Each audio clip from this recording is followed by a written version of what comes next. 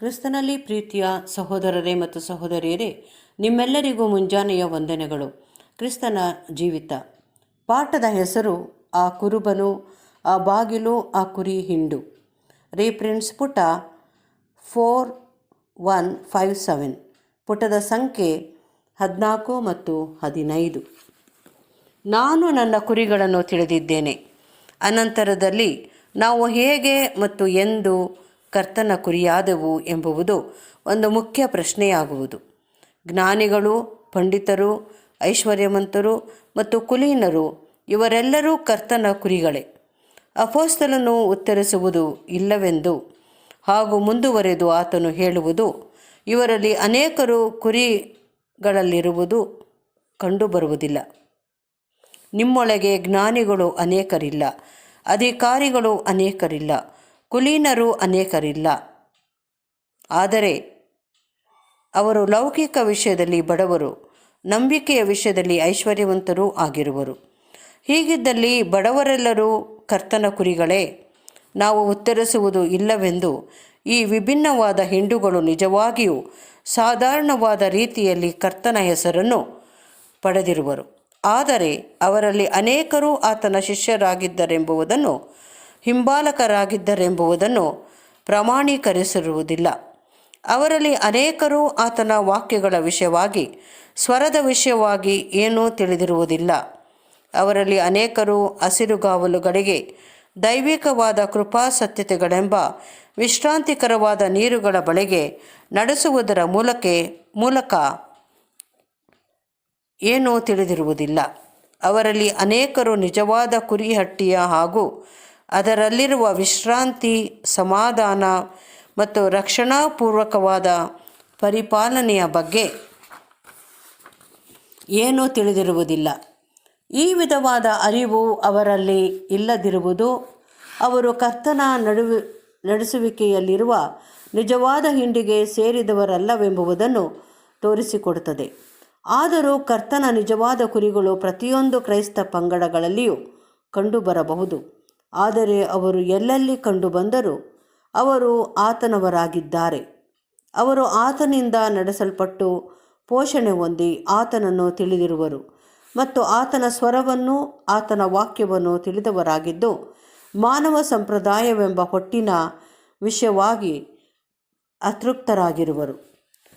ಕೂಲಿಯಾಳು ಓಡಿ ಹೋಗುವನು. ನಿಜವಾಗಿಯೂ ಹಲವರಿಗೆ ಕರ್ತನ ಹಿಂಡಿನ ಕುರುಬರೆಂಬ, ಪರಿಚಾರಕರೆಂಬ ಗೌರವವನ್ನು ಪಡೆಯಲು ಸಂತೋಷವಾಗಬಹುದು. ಆದರೆ ಅದಕ್ಕೆ ಉಂಟಾಗುವ ಪರೀಕ್ಷೆ, ಕಷ್ಟ ನಷ್ಟಗಳು ಅವರಿಗೆ ಬಹು ಅಧಿಕವಾಗಿರುವುದು. ದೇವದೂತರಲ್ಲಿ ಅನೇಕರಿಗೆ ಇಂಥ ಒಂದು ಸ್ಥಾನವನ್ನು ತುಂಬಲು ಸಂತೋಷವಾಗಬಹುದೆಂದು ನಾವು ಚೆನ್ನಾಗಿ ಕಲ್ಪಿಸಿಕೊಳ್ಳಬಹುದು. ಆದರೆ ಅದಕ್ಕೆ ಸಂಭವಿಸುವ ಕಷ್ಟ ನಷ್ಟಗಳ ಸಹಿತವಾಗಿ ಕಾರ್ಯನಿರ್ವಹಿಸಲು ಅವರು ಇಚ್ಛಿಸಿರುವರೇ? ಕರ್ತನಿದ್ದ ದಿನಗಳಿಗೆ ಮೊದಲು ಹಾಗೂ ಅನಂತರ ಮನುಷ್ಯರಲ್ಲಿ ಹಲವರು ಕುರುಬನ ಕಾರ್ಯಸ್ಥಾನವನ್ನು ಪಡೆದುಕೊಳ್ಳುವ ದುರಾಸೆಯುಳ್ಳವರಾಗಿರುವರು. ಆದರೆ ಎಲ್ಲರೂ ಮರಣದಂಡನೆಗೆ ಒಳಗಾಗಿರುವುದರಿಂದ ಅವರಲ್ಲಿ ಯಾರಿಗೂ ಕುರಿಗಳನ್ನು ವಿಮೋಚಿಸಲು ಸಾಧ್ಯವಾಗಲಿಲ್ಲ. ತನ್ನದೆಲ್ಲವನ್ನೂ ಅರ್ಪಿಸುವುದರ ಮೂಲಕವಾಗಿ ಅವುಗಳನ್ನು ಕೊಂಡುಕೊಳ್ಳುವ ಇಚ್ಛೆಯುಳ್ಳವರಾಗಿರುವರೆಂದು ಕಲ್ಪಿಸಿಕೊಳ್ಳಲು ಯಾವ ಕಾರಣವೂ ನಮಗಿರುವುದಿಲ್ಲ.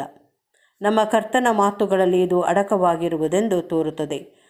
ಕೇವಲ ನಿಜವಾದ ಕುರುಬನೇ ತನ್ನ ಕುರಿಗಳಿಗಾಗಿ ತನ್ನ ಜೀವವನ್ನೇ ಕೊಟ್ಟು ಯಜ್ಞವಾಗಿ ಅರ್ಪಿಸಿಕೊಳ್ಳುವ ಇಚ್ಛೆಯುಳ್ಳವನಾಗಿದ್ದನು.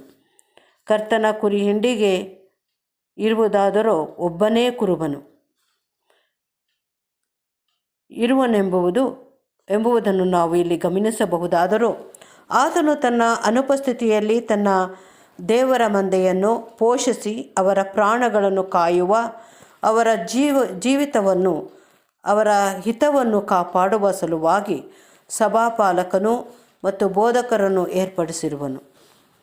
ಒಡೆಯನ ಈ ಬೋಧನೆಯ ಅನುಸಾರವಾಗಿ ನಾವು ಕಂಡುಕೊಳ್ಳುವುದೇನೆಂದರೆ, ಯಾರು ಕುರಿ ಹಿಂಡಿಗೆ ಕುರುಬನಾಗಿ ಈ ಹಿಂಡನ್ನು ಪೋಷಿಸುವ ಸ್ಥಾನಕ್ಕೆ ಯೋಗ್ಯರಾಗಿರುವರೋ ಅವರು ಆತನ ಮನೋಭಾವವನ್ನು ಹೊಂದಿದವರಾಗಿ, ಆತನ ಪ್ರತಿನಿಧಿಯಾಗಿ ಕುರಿಗಳ ಸಂರಕ್ಷಣೆಗಾಗಿ ಮತ್ತು ಅವುಗಳನ್ನು ವಿರೋಧಿಯಾದ ಸೈತಾನನಿಂದ ಮತ್ತು ಆತನ ಹಲವಾರು ಕುತಂತ್ರೋಪಾಯಗಳಿಂದ ಕಾಪಾಡುವ ಸಲುವಾಗಿ ತನ್ನ ಪ್ರಾಣವನ್ನು ಕೊಡುವ ಇಚ್ಛೆಯುಳ್ಳವನಾಗಿರುವನೆಂಬುದನ್ನು ಆತನು ನಿರೀಕ್ಷಿಸುವನು.